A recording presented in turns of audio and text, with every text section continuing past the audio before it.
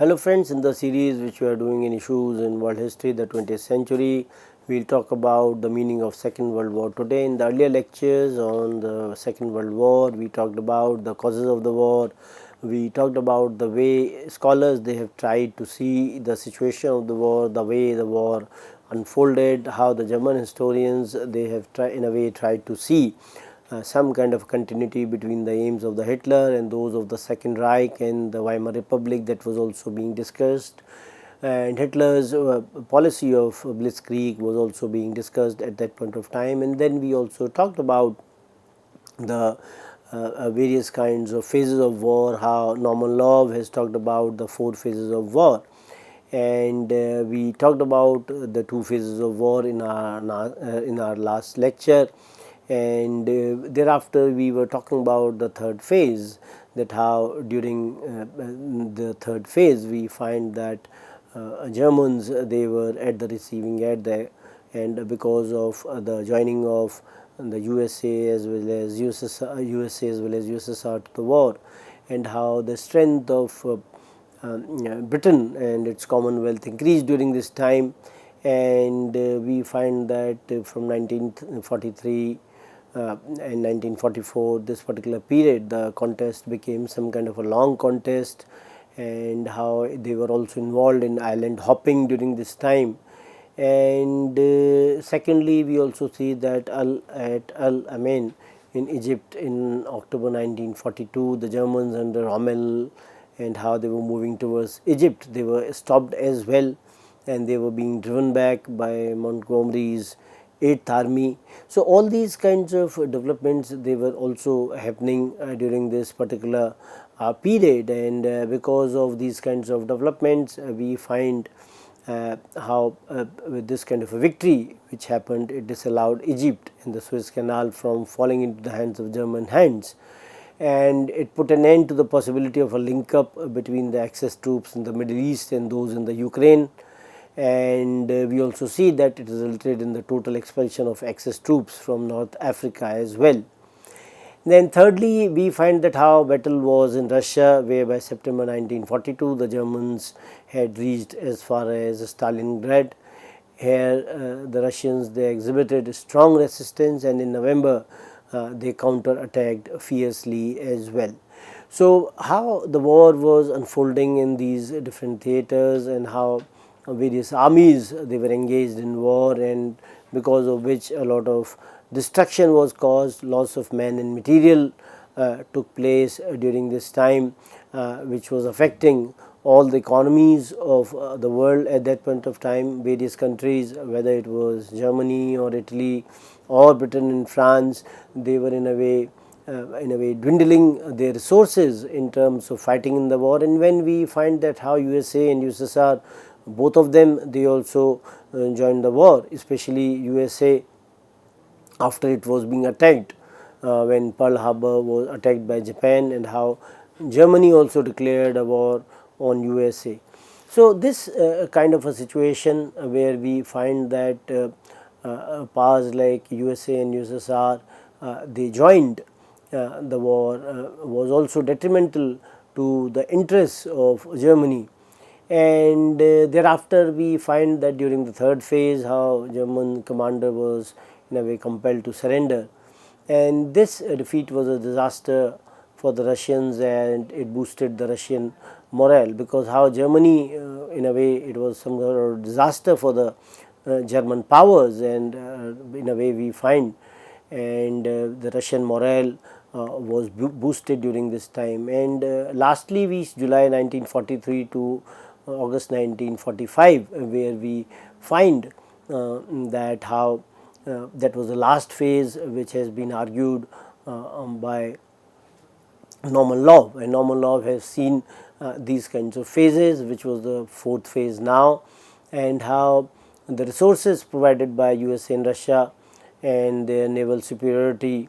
in a way combined, the naval superiority of Britain combined with it, and in a way we find that both Germans as well as the Italians they were at the receiving end. And when you talk about the defeat of Italy, it was seen to be the first step where we find the collapse of the Axis powers, and how Mussolini was dismissed by the king, and Mussolini's successor Marshal Badoglio signed a treaty and brought Italy into the war on the Allied side. And we find that how now the Germans, they occupied Rome, and in response the Allied forces, they fought with the German troops, and Rome was captured in June 1944. And with the fall of Italy, it contributed to the ultimate victory. It provided the air bases for the bombing of the Germans in Central Europe and the Balkans, and kept the German forces engaged when they were required to defend against the Russians. So we find that when Germany was able to control Rome, because now Rome was supporting the Axis powers in that sense, and the Allied nations in that sense, and how the Axis powers, they got defeated, and it was also some kind of setback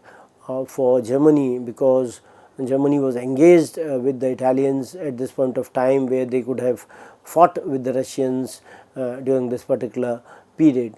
And we see the invasion of France, known as the Second Front, started in June 1944 with the Allied troops landing in Normandy, and within a few weeks most of the northern France was liberated, and Paris on 25th August 1944. So we find that how after securing control over Italy, the Allied troops in a way, they also now were in a way targeting France, and how with the kind of forces which were available at that point of time, when these forces, they landed in Normandy, and northern France got liberated during this time, and Paris was also the city which was liberated during this period. So we find that these kinds of theaters of war, where war was being fought consistently, and Germany had to fight at different fronts, and Germany was not able to handle all this. And thereafter we find that how Britain as well as the US forces, they attacked Germany, and Germans, they in a way showed resistance, and in the Battle of Bulge, Hitler risked everything on the attack and faced huge casualties in the form of 2.5 lakh men and 600 tanks. So we find that the Battle of Bulge provided some kind of a setback to Hitler, and thereafter Berlin fell to Stalin's forces in April 1945. And the way how USA dropped bombs on Japan, the two bombs, they were being dropped in August 1945 in Japan, one on 6th August, another on 9th August, and these atomic bombs, one was named Little Boy, which was dropped on Hiroshima, where 84,000 people, they got killed, and another Fat Man, which was dropped on Nagasaki, in which 40,000 people, they got killed. So we find that apart from the sudden death of people, the immediate death of people, how the repercussions could be seen in the way these atomic bombs, the way they were being dropped on Japan, and their repercussions could be seen till a very late period of time, because this kind of a nuclear radiation proved to be fatal to so many people, those who had to bear the brunt of their medical non-fitness. So this was the kind of a situation, and we also see that how it caused deformity in the future generations of the Japanese people, those who were exposed to radiation during this time. And we find that such a kind of attack on Japan forced the government to surrender on 14th August 1945, and whatever rationale which was given for dropping these bombs by the political leaders, one thing is very, very important: ensure that it was one of the ghastliest and controversial events of the Second World War, where we find that so many people, those who were innocent, they were being targeted by these two bombs. And when we tend to understand the war in the framework of the way it caused a lot of damage to the lives and the property, how so much destruction was caused during the time of war, and some kind of estimates which have been given by the scholars like Norman Love talks about 3 crore people were killed, of whom more than half were Russians, and moreover approximately 2 crores and 10 lakh people were uprooted from their homes, carried to Germany as laborers or kept in concentration camps. So that was the kind of situation with regard to the human beings, those who lost their lives. And apart from that, there were so many others, those who got maimed, those who were disabled now. And we also see that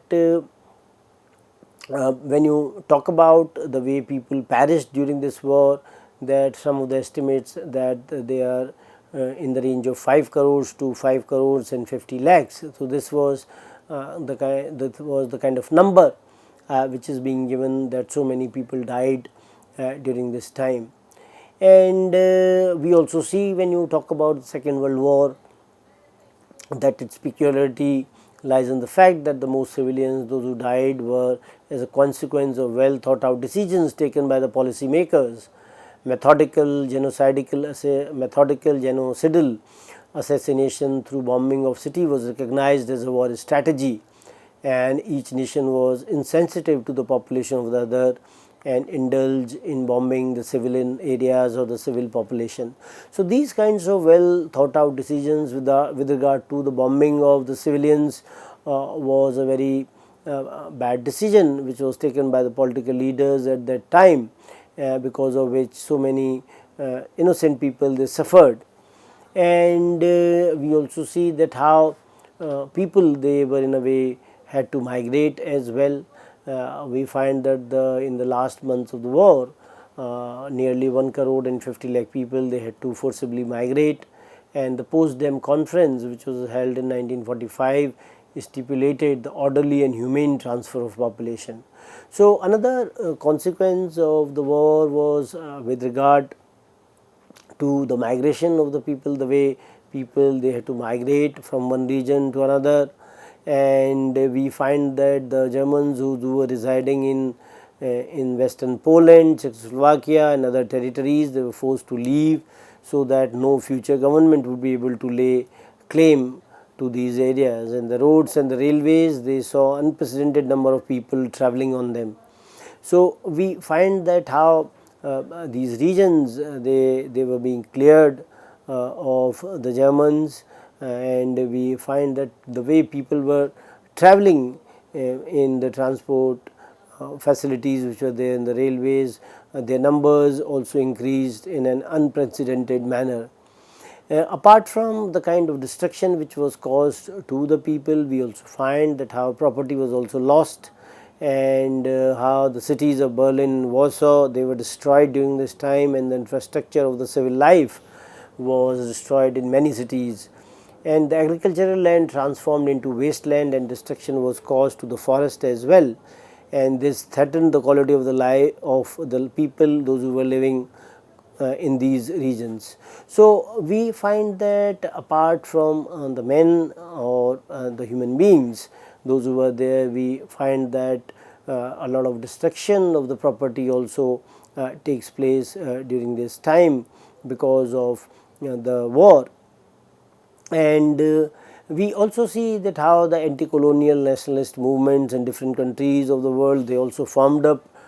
during this time, that how the war, it provided an impetus to the anti-colonial nationalist movement across the world, including India,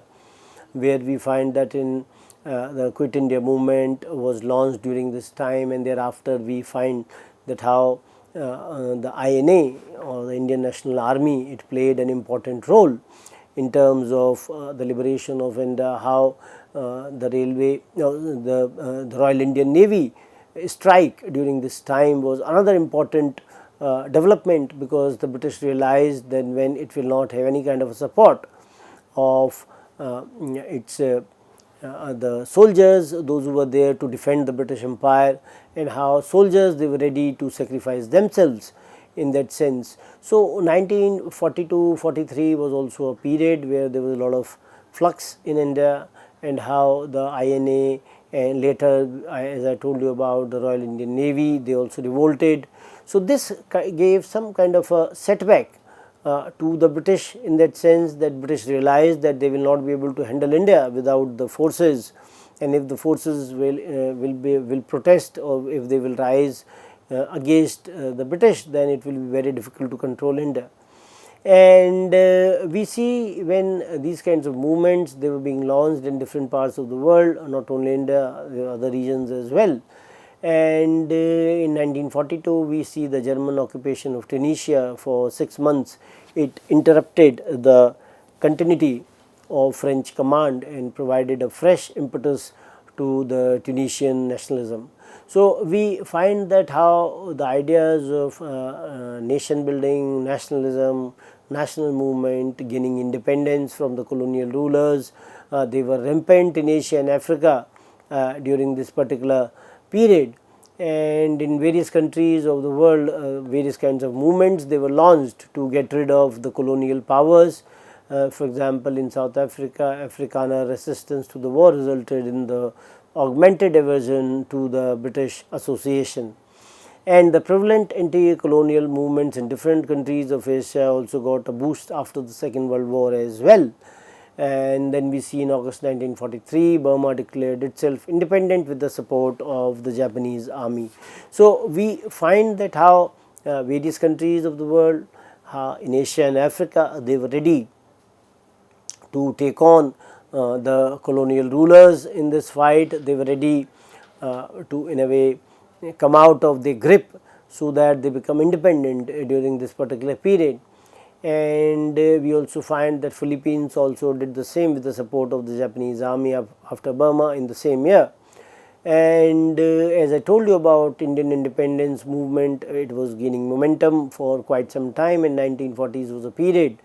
that the kind of pressure which was created during this particular period on the British, and we see that British, they had to give up their empire, though they were not ready to give up such a lucrative empire, and they wanted to prolong their own rule. But we find that apart from the national movements, we find that how the participation of INA and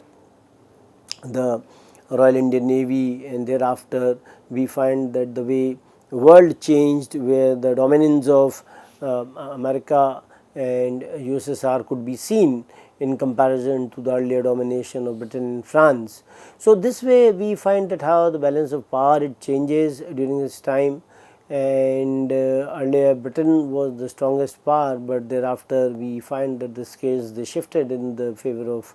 USA and USSR, and how Britain lost its coveted position, and these countries, they were able to secure more power and authority in the world. And we see that how Russia also made a great contribution to the war and controlled half of Europe. USA contributed significantly in defeating Germany in the surrender of Japan by dropping 2 deadly atomic bombs on Hiroshima and Nagasaki, and it also developed at some kind of a great maritime force in the Pacific. So we find that all these important developments led to a situation where we find both Germany and Italy, they got defeated. And we also see that when you talk about USA and USSR, they had different forms of governance in their own countries, and communism in USSR and capitalism in USA. And so from the ideological point of view, they had some kind of a major difference, and they were not ready to, in a way, agree on the contour of the post-war world. And we find that this kind of a difference of opinion and friction later turned into a situation of the Cold War between these two superpowers. And from 1945 to 1991, when USSR disintegrated, and we find that a number of countries, they were born during this time, and this was the period of the Cold War, how these to countries which were the superpowers. They some sort of a Cold War situation during this particular period. And we also see that some kind of a situation where countries, those who were having relations with one nation, and how they were seen by the other superpower, and both of them, they wanted to in a way ally with more and more countries, and they in a way thought that USA wanted more countries to be in the fold of the capitalism, and USSR on the other hand wanted the countries to be in the fold of communism. So this kind of an approach could be seen where both the countries, both the superpowers, they were wanting other countries to be within their own reach, within in their own camp in that way. And we see that this kind of a situation also led to development of the bilateral relations between so many other countries as well. And we find when you talk about the Second World War and its consequences, how it leaves African colonies, they were lost, and she renounced her claim to Albania and Abyssinia or Ethiopia. And the Soviet Union acquired the eastern tip of Czechoslovakia, the Petsamo district and the territory around Lake Ladoga from Finland, and kept Estonia, Latvia, Lithuania and eastern Poland, which had been occupied in 1939. So we find that some kind of a change in the map of the Europe took place during this time, and some kind of possessions which were there in the other parts of the world, they also changed hand during this particular period. So this kind of a change in the map of Europe and kind of possessions which are there in the other countries was also reflective of the change in the power dynamics at this point of time, where we find that the countries which became more powerful now, they had a bigger say, and they had a better control over those regions and the resources. And we find that how Russia also acquired Bessarabia and northern Bukovina from Romania, who recovered northern Transylvania, which the Hungarians had annexed during the war. And both Italy and Yugoslavia, they claimed Trieste, which was acknowledged free territory protected by the United Nations. So we see that how the powerful countries of the world, how the superpowers, they were ready to in a way take new areas in their fold. And we also see that the role of United Nations also begins during this time from 1945 onwards, where we find that United Nations, which became an international body after the Second World War, and this body was created because the League of Nations proved to be unsuccessful in after the First World War, and how the Second World War took place. And we find that in San Francisco in 1951, Japan consented to give up all areas occupied during the preceding 90 years, which included a total withdrawal from China. So we find that these kinds of developments after the Second World War, they also continued later as well, and how Japanese possessions of the early 90 years, they were given away, and how Japan also withdrew from China as well. So Second World War saw some long term changes. It also saw that how situation changed in different countries, and the countries which were seen to be more powerful, with the countries which were seen to be aggressor, now they changed their tactics over a period of time. They also realized that they had to in a way give way to some kind of a new world order which emerged after 1945, where both USA and USSR became more dominant. And we find that this kind of a situation also led to the development of the various national movements across the world, and how Japan's occupation of European control areas like French Indochina, Malaya and Singapore, and the Dutch East Indies brought an end to the myth of European invincibility. So we see that how when some kind of demand was being made for the independence in these countries, especially Africa and Middle East,